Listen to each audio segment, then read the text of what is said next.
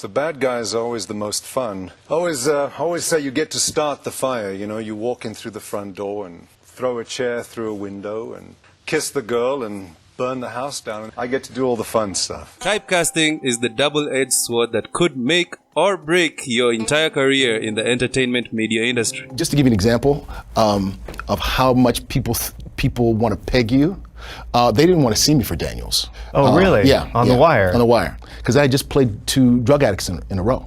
Being cast repeatedly in the same kind of role because of your physical appearance, your accent, or even previous success doing the same kind of role can lend to an actor feeling a bit boxed up or just a little bit too stagnant in their own industry. And all for good reason. Fear for Search has actually treated us, the audience, with great performances from artists trying to break free from what the industry would perceive as their ideal roles, as is the case with the also talented Daniel Radcliffe, who was first popularly presented to us as the nerdy wizard in Harry Potter, and ever since thereafter has treated us to his broad range of talent, from wealthy antagonists to being literal hellspawn, to being a utility corpse, and to whatever the hell this is, though we do absolutely love it. And whilst I can appreciate that typecasting can be a prison of its own design. Are the bad guy characters coming to you, or are you going to the bad guy characters?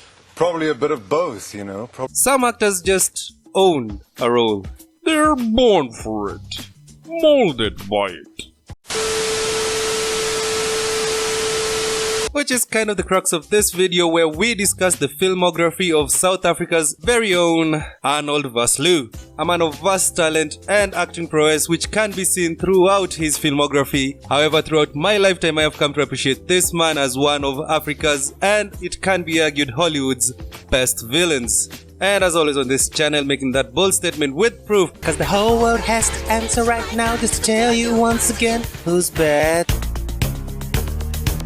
Now with Villainy, you have to kick it off from the basics. You can't just be the big bad, you have to be a small bad to the big bad first. Ah yes, Villainy 101, the Henchman.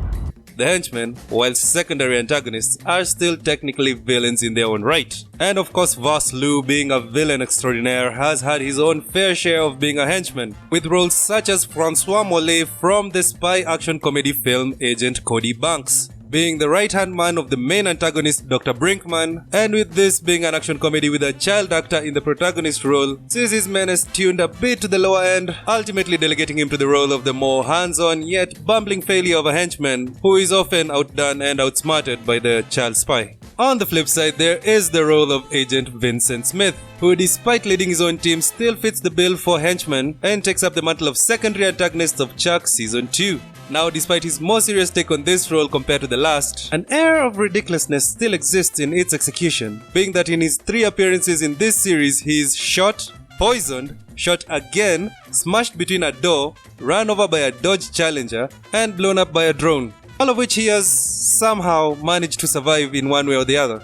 However, as far as the henchmen go, no one quite epitomizes that role, as far as Vosloo is concerned, that is, more than hard targets Pick, Van Cleef, Hunter and henchman too, Emile Fouchon. Now this was not only my first introduction to Arnold Vosloo as a villain, but turns out that this was actually his first Hollywood breakthrough in the same role, being specifically picked by the film's director John Woo. And my goodness, does Vosloo nail this role. He has all the campiness that you expect from an early 90s villain, and he so perfectly portrays that sadistic menace. Enough to make you Randy. And yeah, I know he actually says Randolph, I was making a point. Anyway, with everything from his presence to his accent to his action, Vosloo made quite the impression, personally and to the global industry, with his showing in Hard Target. And that just opened more doors for him to display a little bit more treachery. Which brings us to our next category. Sometimes, to be a villain, you just have to sound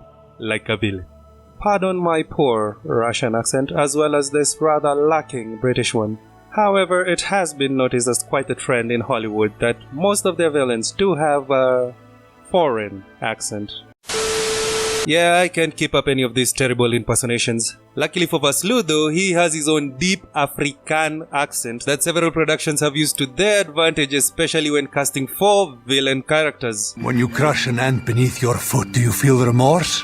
No. Is this because you are evil? Of which I would argue even if you are using your own voice acting for villains is quite the challenge, and one that Arnold Vosloo has not shied away from in roles such as that one time he appeared as Cobra in Young Justice Season 1. Granted, he didn't have that much time to flex his vocal muscle, seeing as he only gets a few lines and mostly towards the end of the episode. True.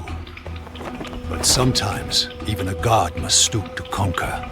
However, I like to bring it up because of this recreation of the Homer meme. And that's not his only DC animated villain portrayal, he also does the voice for Black Adam in the Superman and Shazam, The Return of Black Adam movie. With his accent actually being quite suitable for this character, as Black Adam himself is a foreigner. And I don't know, maybe it's cause I hadn't watched this movie in a long time, or that I haven't recently watched another animated version of Black Adam to compare. However, I feel like this voice actually fits him to a T, or to a Z, or to whatever that lightning symbol is on his chest. It fits him to that.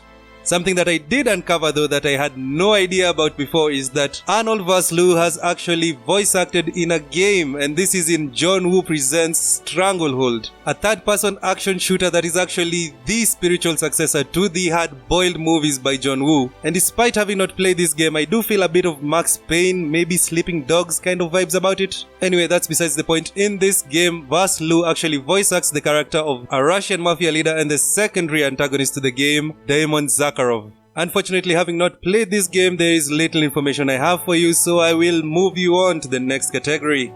Don't be in a rush.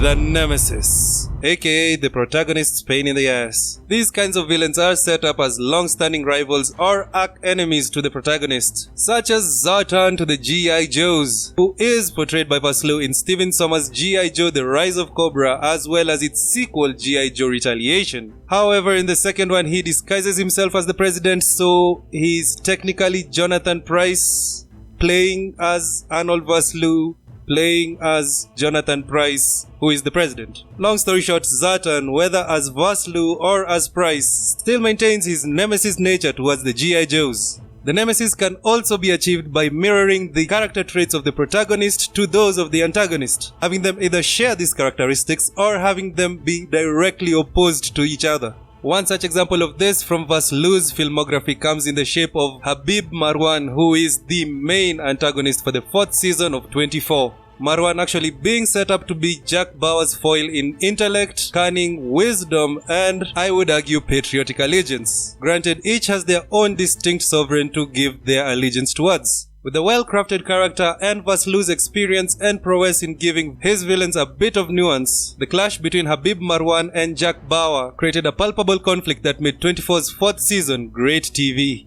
And before we leave TV, there is yet another type of Nemesis character, one who is achieved through the sharing of a background or a backstory between the protagonist and his nemesis, such as is the case with Arnold Vosloo's take on Jacob Brodsky, who is the former mentor to Silly Booth from Bones. Having had a hand in training Booth and sharing an army background, the former military sniper Jacob Brodsky serves as the main antagonist of Bones Season 6. And after a couple of appearances throughout the season, this rivalry intensifies to its climax after the assassination of Vincent Nigel Murray at the Jeffersonian Lab. Whilst not the first or the last antagonist to actually be personal to the Bones team, the character and story arc we get through Jacob Brodsky remains a memorable one. And with that, we head into our final category of villainy, one in which the malevolent no longer play within the rules of reality. This, of course, is in the supernatural evil, which, when speaking about Vosloo, I am sure you already have one in mind, but before we get to that, let's talk about his short stints on TV, such as his appearance as the Spirit Killer in Charmed, a breed of darklighters who uses telepathic suggestion to influence their target to unalive themselves. Jump.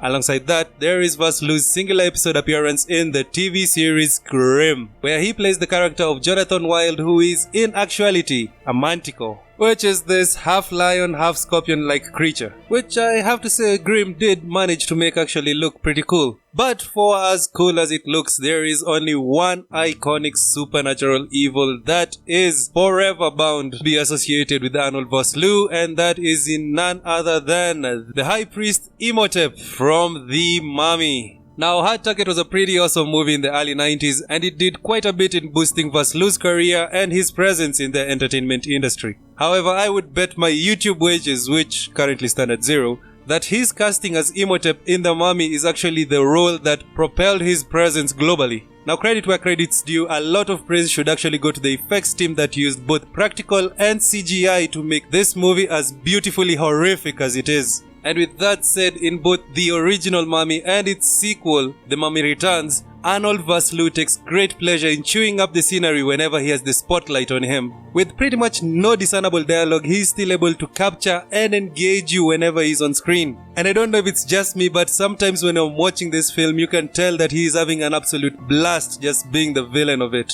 And I think this additional element of fun is what makes this one of my favorite Arnold Vosloo's performances of all time. And as I wrap this up, I will just love to reiterate that Arnold Vosloo is indeed a fantastic actor, one who has a grand standing in the global entertainment film industry. I mean, look at his filmography and you will tell that this man has the range for each and every role that you could possibly cast him for. I don't believe for a second that this man has ever been shackled by the chains of typecasting. But by goodness, I'd be lying if I said that this man isn't so good at being bad. I get to do all the fun stuff.